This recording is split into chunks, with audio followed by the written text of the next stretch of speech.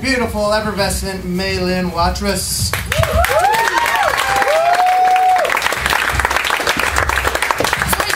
On the way here, like, Scotty Bruce is the last person I want to go after, so it's okay. You don't have to laugh. It's okay. We love you. So I was gonna lie to you guys and tell you it was my first time doing this, because I figured it worked with guys in high school.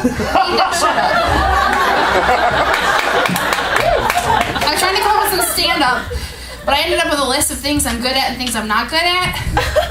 So, number 1, finding random shit out on Google. Did you know that the Girl Scouts invented s'mores? Number 2, things I am good at, not killing my bitchy coworkers, because let's face it, there's no Netflix in prison. Number 3, faking an orgasm. Sorry, honey. By far, probably the best is convincing my mother that I'm taking her adult advice. Yes, Mom, I started that 401k. No, Mom, I'm not sleeping with my ex. No, Mom, I didn't eat that 3rd candy bar either. Thank you.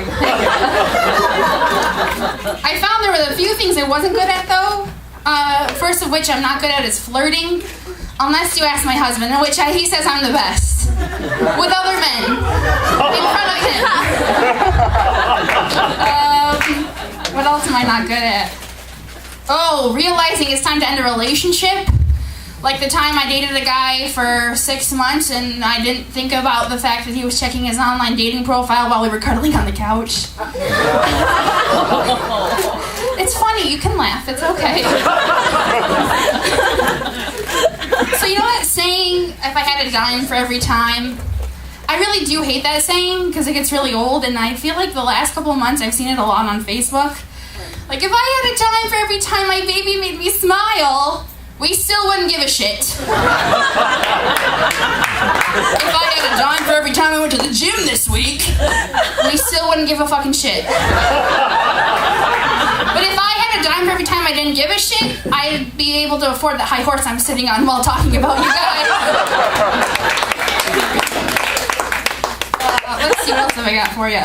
Oh, my best friends. We are in a gang.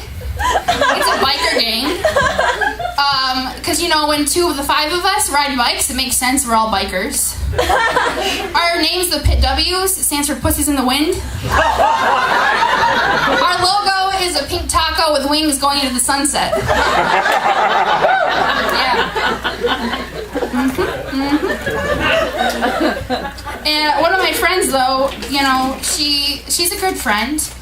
She was convinced that, you know, at one point she had to have an intervention with me because she told me that, you know, friend, what are you going to do if you're walking through the park and a man with a southern accent offers to have sex with you behind the bushes? Because obviously he's going to see that bush in your pants that is the lion. And I only gave him, you know, the only response I could give, and I sang "Welcome to the Jungle." Which is really weird, though, because I later realized that was the same time that I was offered the stunt double as Mufasa in Lion King 2, Simba's Pride. Real pride here. Which even later on I found out was even weirder because my husband's biggest nightmare is a vagina with teeth. But yeah, my friends, they're great. I'm out of the group, I'm pretty much the most naive one that there is. I was always pretty innocent. I decided in high school I was going to wait till I was married. Waited until the first boyfriend I ever had told me he loved me, which, considering my daddy issues, I could deserve a pat on the back. Or a slap to the ass, whichever one you want to give me, sir.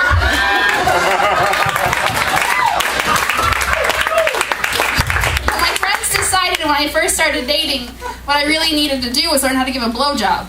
So they decided to buy me a book called How to Tickle His Pickle, in which we sat in my friend's living room for a good 2 hours and they made me practice on a pickle. Yeah, that was fun. Yep. So, let's see what else I have for you. Oh, but then when I finally did find a boyfriend, the issue was that, you know, I learned how to, you know, tickle his pickle with a spear, but all he had was baby dills. And by the end of of the night, I was just jerking his gherkin. What can I say? So my friends, though, one time they invited me to go to a purse party. It was this really classy establishment.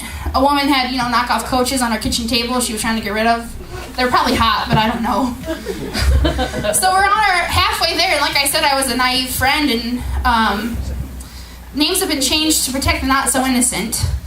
Sally told me it was a puss party, aka pure romance. At the time, I was still a virgin, and my face turned about as red as the Mac Daddy dildo I imagined on this woman's table. Thank God we got there and it was a purse party.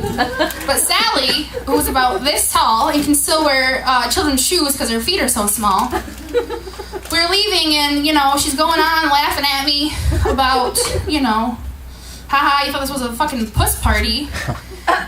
Rock kicked your damn ass, bitch. She had sand in her butt crack. So yeah, that's all I have.